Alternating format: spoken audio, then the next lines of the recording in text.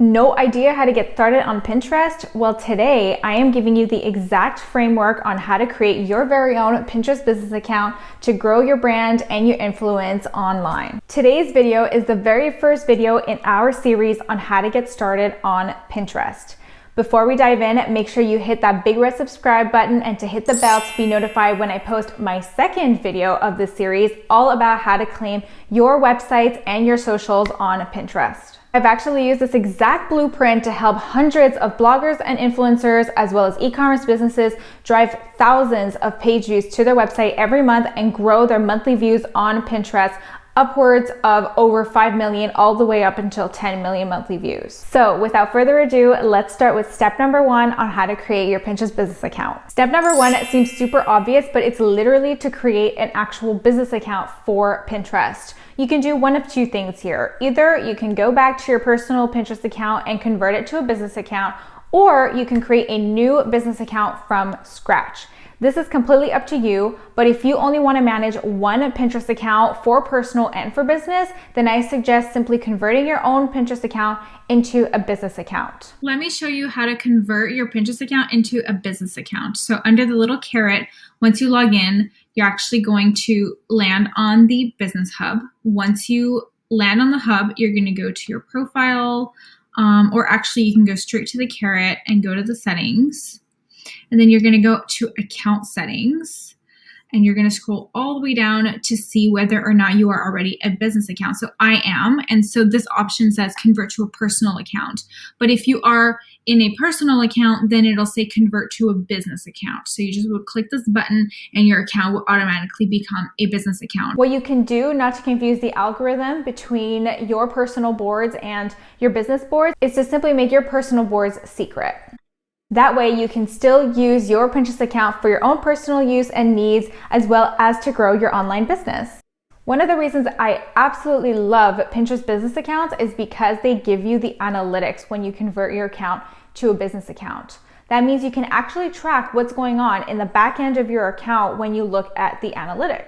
They give you stats such as the monthly views, the impressions, the saves, the engagements on your pins, as well as, most importantly, for me anyway, is the outbound clicks and the site visits to your businesses. When you convert your Pinterest account to a business account, they give you a multitude of features that you would not have access to on a personal account. One of which is, just as I mentioned, the analytics, another one being the audience insights, and lastly, you also would not have access to the campaign feature. If you're interested in running ads for your business, having access to the campaigns is super, super important. There are also different ways to use the campaign features for completely organic personal growth. I'm not going to talk about those today, but I will absolutely address this in a future installment of the series. Another amazing feature of a Pinterest business account is also the conversion insights. This is also amazing if you are running campaigns because they provide you optimization recommendations based on the ads that you are running at the moment. That means that your ads have a higher chance of succeeding simply because Pinterest decided to help guide you along with this tool. Lastly, the reason why I absolutely love Pinterest business accounts is because you have easy access to the trends tool as well.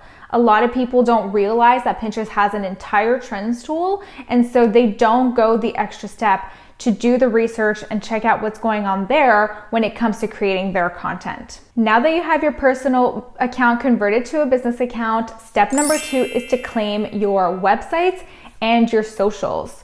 Why do you want to claim your socials and your websites? Well, you are trying to tell Pinterest that your links and your social medias are completely legitimate. You see, when you start adding pins and linking to your website without getting that stamp of approval from Pinterest, Pinterest doesn't know whether or not your link is safe for users to navigate to. And so it is absolutely in your best interest to claim your websites and all of your socials, so that way Pinterest knows exactly which pins belong to who and where they are going. Another reason why I absolutely recommend claiming your websites and your socials is because you can track what's going on directly to each individual social and website in the back end of the analytics. Without claiming your socials and your websites, you will not get as rich data and as specific data in the Pinterest analytics as you were if you had claimed your socials and all of your websites. What's amazing about claiming websites is that you can claim a store and you can claim a blog. If you have multiple blogs,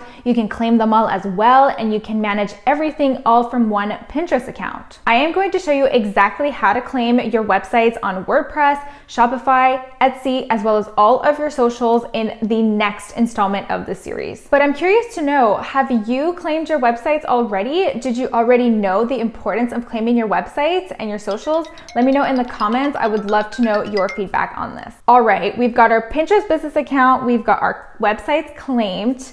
Step number 3 is to add the right keywords throughout your entire profile for your business.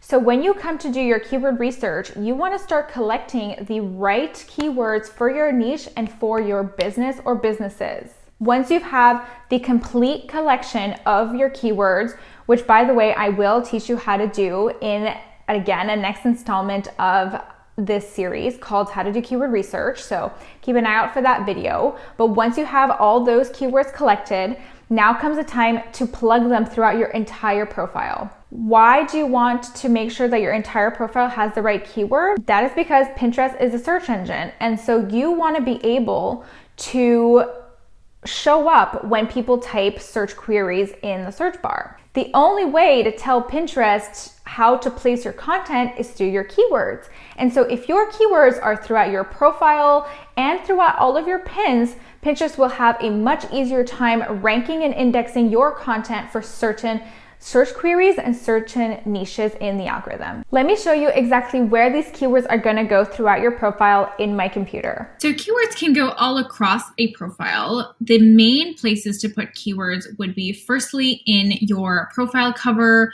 I don't have specific keywords here other than Pinterest marketing agency or traffic to your site. However, you can utilize more of the space here to add more long tail keywords. Next, I have a long tail keyword in my display name, as well as peppered throughout my profile description.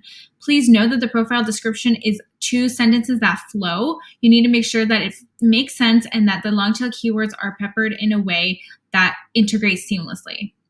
The next place to add keywords are as your board title. So every single board title should be a long tail keyword.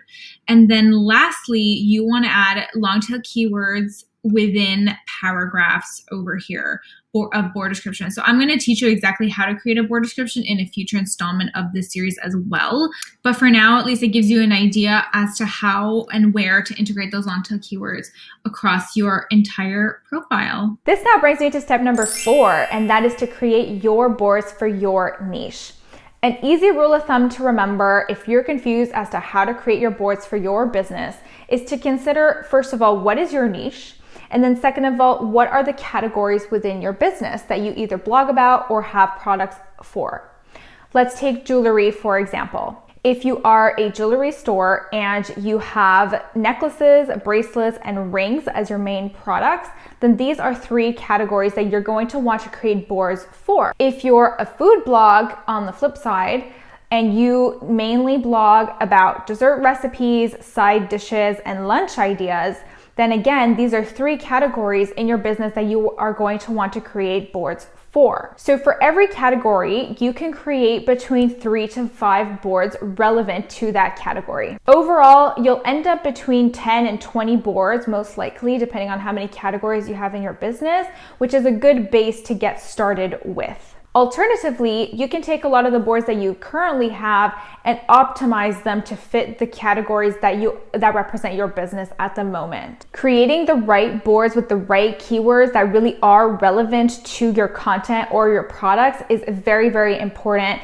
now more than ever, because Pinterest really pays attention to relevancy. The more relevant your content is to the board, the more they're going to have an easier time ranking and indexing your content in the algorithm. The idea here is to make it super easy for Pinterest to rank your content so you can get those site visits and get more sales out of your business. Okay, now that you have all of your boards created, the next step is to actually implement a board description in every single board. Now, some marketers will tell you not to create board descriptions. They'll feel like it's a waste of time and it doesn't really add to your strategy.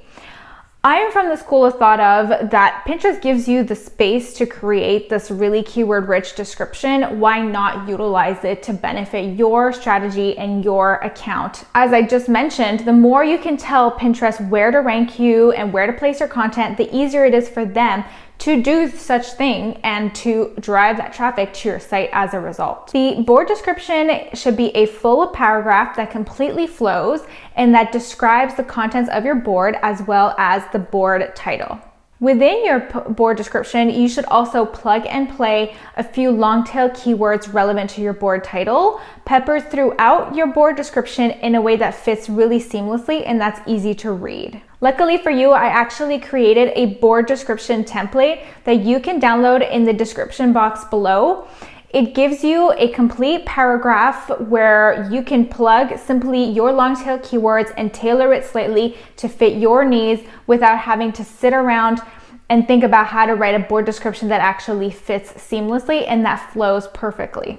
Keep in mind that there should not be any hashtags in board descriptions, and you should also avoid keyword stuffing. So the hashtags are not clickable on board descriptions, and in any case is not being utilized by Pinterest to push your content in the algorithm. In the case of keyword stuffing, it's a big no-no to be keyword stuffing on Pinterest within your boards or within the pinned descriptions as well, or across your profile, because it's not easy for a user to read. They want all of your descriptions to be easy to read for any user that does stumble upon your content, your boards, and your account. Now you are completely well versed in how to set up your Pinterest account for your business growth. If you want to learn more about this channel rebrand, check out this video right here, and don't forget to subscribe so you are made notified when I publish that video on how to claim your websites and your socials on Pinterest. Have a lovely day.